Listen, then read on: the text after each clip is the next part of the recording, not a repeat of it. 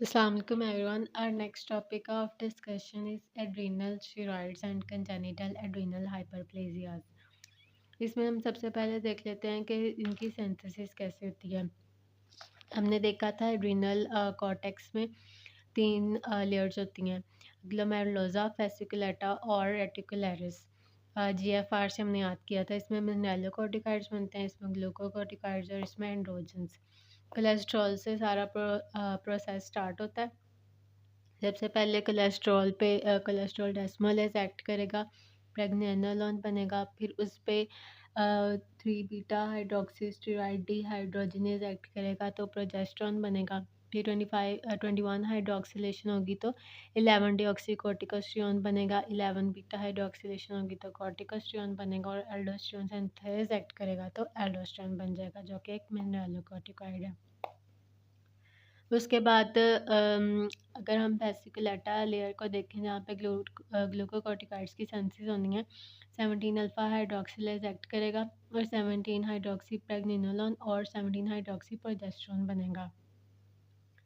फिर 21 हाइड्रोक्सिलेशन होगी तो 11 डीऑक्सी कॉर्टिसोल बनेगा, उसके बाद 11 हाइड्रोक्सिलेशन होगी तो कॉर्टिसोल बनेगा और फिर ये कॉर्टिसोन में कन्वर्ट हो जाएगा।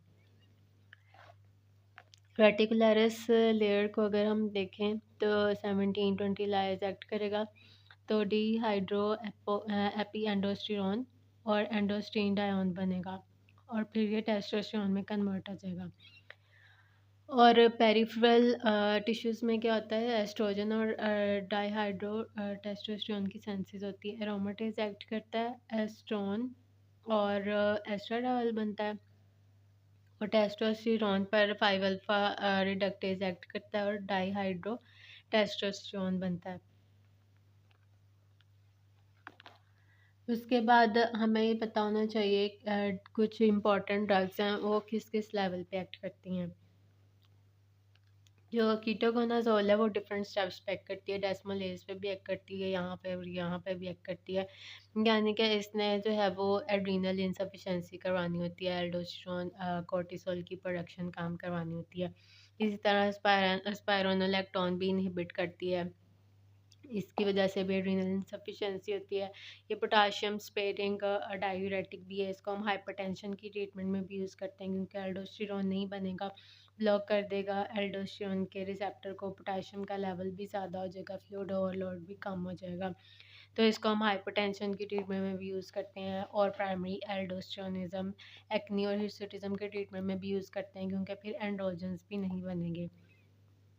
इसके अलावा मीटायरापोन जो है वो 11 डीऑक्सी कोर्टिसोल को कोर्टिसोल में कन्वर्ट नहीं होने देती, जिसकी वजह से कोर्टिसोल का लेवल कम हो जाता है। तो इसको हम कुशिंग सिंड्रोम के ट्रीटमेंट में और डायग्नोसिस में यूज़ करते हैं।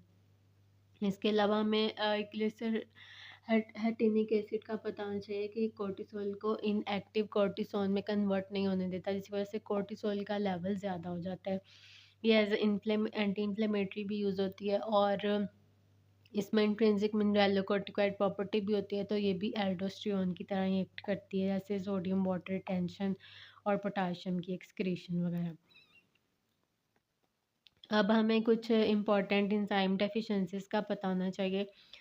17 अल्फ़ा हाइड्रोक्सिलेज का, बीटा 21 हाइड्रोक्सिलेज का और 11 हाइड्रोक्सिलेज का। अगर 17 अल्फ़ा हाइड्रोक्सिलेज की डेफिशिएंसी होगी, ठीक है, ये वाले आगे वाले स्टेप्स नहीं होंगे, ठीक है, ये और ये वाले स्टेप नहीं होंगे, तो हमारे पास क्या होगा कि मिनरलोकॉर्टिकॉइड्स का लेवल ज़्यादा हो जाएगा और कोर्टिसोल और एंड्रोजन्स का लेवल कम हो जाएगा। अब अगर एल्डोस्टेरोन का लेवल ज़्यादा है तो इसने सोडियम वाटर रिटेंशन करनी होती है तो बीपी ज़्यादा होगा और पोटाशियम की एक्सक्रीशन करवानी होती है तो पोटाशियम का लेवल कम हो जाएगा।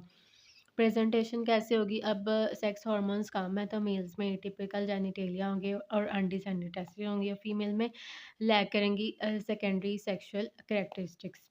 अब लैब्स में जब हम देखेंगे तो एंडोस्ट्रीन डायोन का लेवल कम मिलेगा। अगर 21 हाइड्रोक्सिलेज की डेफिशिएंसी होगी तो ये ग्रीन स्ट्रिप हमने देखनी है, ये नीचे वाले नहीं बनेंगे, ठीक है, एल्डोस्टेरोन नहीं बनेगा और कोर्टिसोल भी नहीं बनेगा और एंड्रोजन्स का लेवल ज़्यादा हो जाएगा। अब मिनरलोकॉर्टिकॉइड का लेवल कम है तो ऑब्वियसली फिर बीपी कम हो जाएगा और पोटाशियम ज़्यादा हो जाएगा। ये सबसे कॉमन होता है, ये प्रेजेंट करता है इन्फेंसी में एज सॉल्ट वेस्टिंग और चाइल्डहुड में एज प्रिकॉशियस puberty। और फीमेल्स में विरलाइजेशन होगी, यानी कि मेल सेकेंडरी सेक्सुअल कैरेक्टरिस्टिक की डेवलपमेंट होगी, क्योंकि सेक्स हार्मोन्स का लेवल ज़्यादा है। तो जब सॉल्ट वेस्टिंग होगी, बीपी कम होगी, तो रेनिन की एक्टिविटी ज़्यादा हो जाएगी। इसके अलावा 11 हाइड्रोक्सीलेज की जब डेफिशिएंसी होगी, ये ऑरेंज स्ट्रिप हमने देखनी है, ठीक है। एल्डोस्टेरोन नहीं बनेगा, कोर्टिसोल नहीं बनेगा, इसमें भी एंड्रोजन्स का लेवल ज़्यादा होगा, ठीक है। एल्डोस्टेरोन कम है, कोर्टिसोल भी कम है, हार्मोन ज़्यादा है। बट इसमें एक डिफरेंस ये है कि इसमें 11 डी ऑक्सी कॉर्टिकोस्टेरोन का लेवल ज़्यादा होता है, जो कि कुछ ना कुछ एल्डोस्टेरोन की तरह ही एक्ट करता है, जिसकी वजह से बीपी जो है वो ज़्यादा हो जाता है। बीपी ज़्यादा होता है, पोटाशियम कम हो जाता है। तो इसमें इन्फेंसी में प्रेजेंट करता है सीवियर हाइपरटेंशन, और चाइल्डहुड में प्रिकॉशियस पुबर्टी और virilization due to increase sex hormones. Severe hypertension है तो रेनिन की एक्टिविटी कम होगी।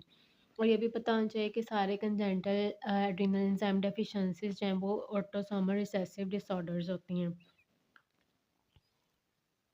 इसके अलावा जो ACTH है वो को प्रोड्यूस होता है MSH के साथ। इस वजह से हमें इनमें स्किन पिगमेंटेशन भी मिलती है, हाइपर पिगमेंटेशन। और बायलेटरल एड्रिनल ग्लैंड एनलार्जमेंट में मिलती है due to increase ACTH stimulation. और एक निमोनिक बताया हुआ है कि अगर स्टार्टेड होगी एंजाइम डेफिशिएंसी 1 से तो हाइपरटेंशन होगी, और एंड होगी 1 से तो विरलाइजेशन होगी। हालांकि विरलाइजेशन तो दोनों में ही होती है, अगर 1 से स्टार्ट हो रही है तो हाइपरटेंशन है, अगर 1 से एंड हो रही है तो फिर सॉल्ट वेस्टिंग, यानी इसमें बीपी ज़्यादा है और इसमें बीपी कम होगा। Thank you.